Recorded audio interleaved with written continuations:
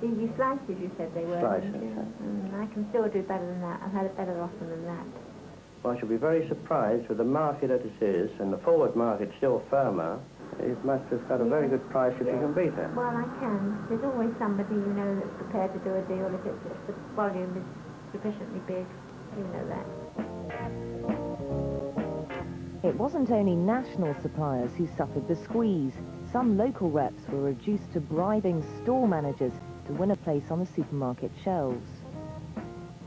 All the food companies were fighting very hard to get the shop floor space within the supermarket, and the only way to get your product out on a display, which would ensure good sales, was to give the manager a special gift.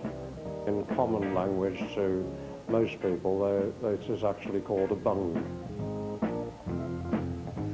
I also did become friendly out of work with one or two of the managers, and it was obvious that within their homes a lot of the products where most people go out and buy, whether it be the washing machine, the toaster, the television, the radio, the alarm clock, they all came from all the food manufacturers. You've only got to make a list of all the companies involved in the supermarket, and you are really talking Christmas Day every day.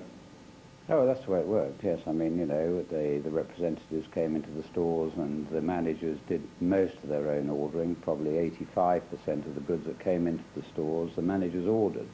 So they saw the sales reps and they were doing deals at, you know, 14 to the dozen and what have you.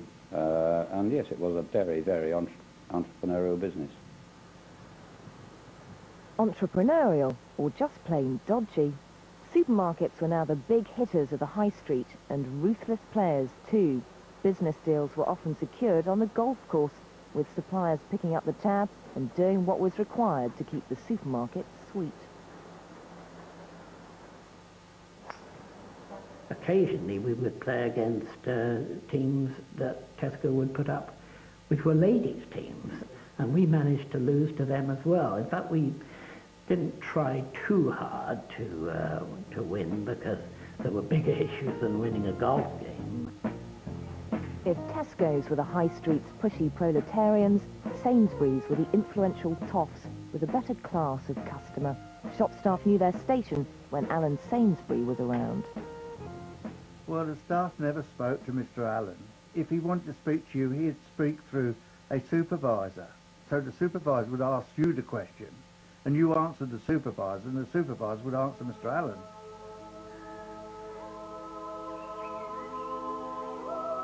While Tesco's twisted arms, Sainsbury's pulled strings in the battle for high street dominance. In the 60s, Cambridge already had a Tesco's self-service store when the board of Sainsbury's determined that this affluent city should be theirs. They wanted to build a supermarket bang in the city centre. It couldn't have been better. The only snag was it was in part of a pedestrianised area and there was no parking nearby. Sainsbury's and the landowners Trinity College formed a powerful alliance. Both stood to gain from the development and had friends in high places. Trinity owned the site and they wanted to get the best value return for that site, and shopping was going to be much more profitable than housing.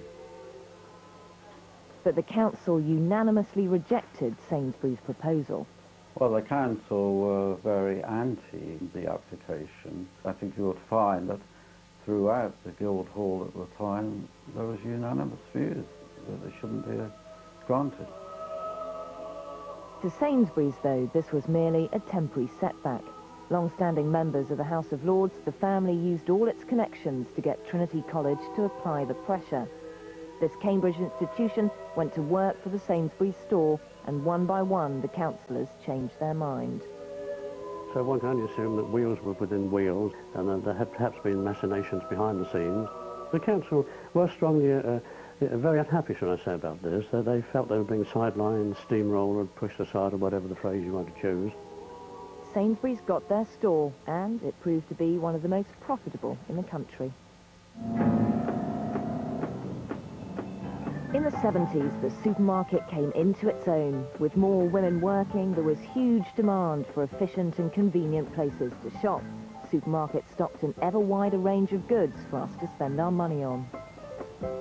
A big rise in car ownership meant customers could now fill their trolleys at big, out-of-town stores. The weekly shop was born. Tesco and Sainsbury were still slugging it out for territory. Celebrity store openings drew huge crowds.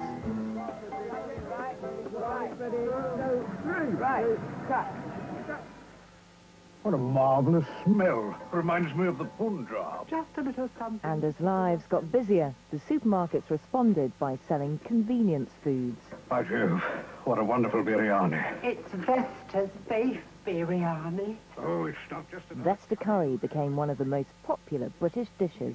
All spiced with a special... A marvel of the age, but with hindsight... Gross, absolutely gross.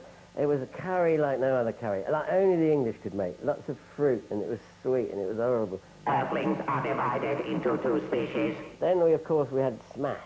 Those who use giant tin smash with 16 servings, measuring scoop, and resealable lid. And others who carry heavy bags of potatoes home to make mash. Which actually at the time was incredibly exciting for my mother, because mashing a potato was a very boring thing. To have something that you could just pour boiling milk, or it said water on the packet, I think, was quite remarkable. How else can we tell the earthlings apart?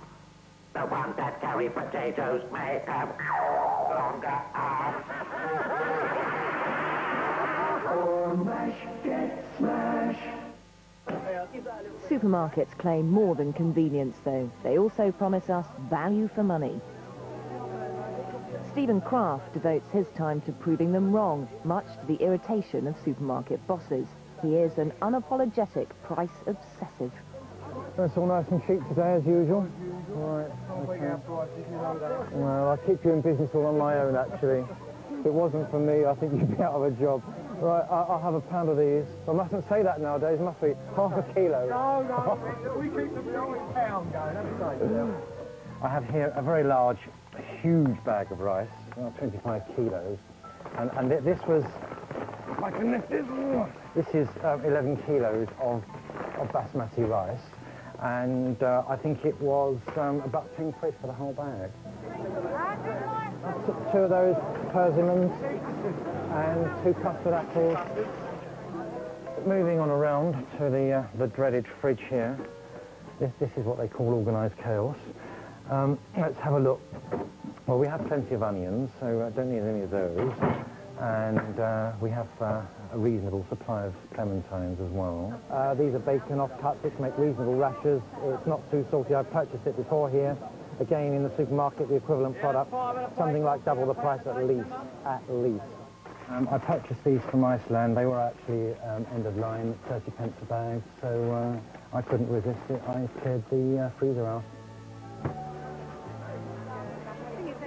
This lot set me back about 12 quid, including a Scotch salmon, and in the supermarket this would be about 30 quid worth. Having said that, I am actually going to go to the supermarket today to look out for the bargains that are on offer, but I'm only going to target special offers because I have all the good value stuff that I would not ordinarily obtain at the supermarket. Now the downside of this is I've got to struggle along with it, and it is very, very heavy.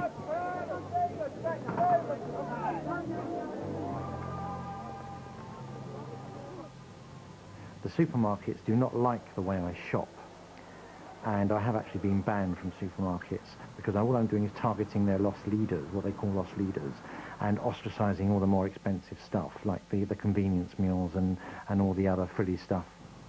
I have cleared the shelves of apple juice, tomatoes, baked beans, all at rock bottom prices. If it's not at rock bottom price, I won't buy it. Asda is the latest target in our bargain hunter's sights. After 5 hours stalking the aisles, what trophies does he have to show for it all? Quite a lot, actually. 36 tins of sweet corn, 8 chickens, 24 litres of orange juice, let me see, 48 cans of beer, and 12 litres of long-life milk. A good deal? Yeah, I think so, and I am knackered. Heads or tails?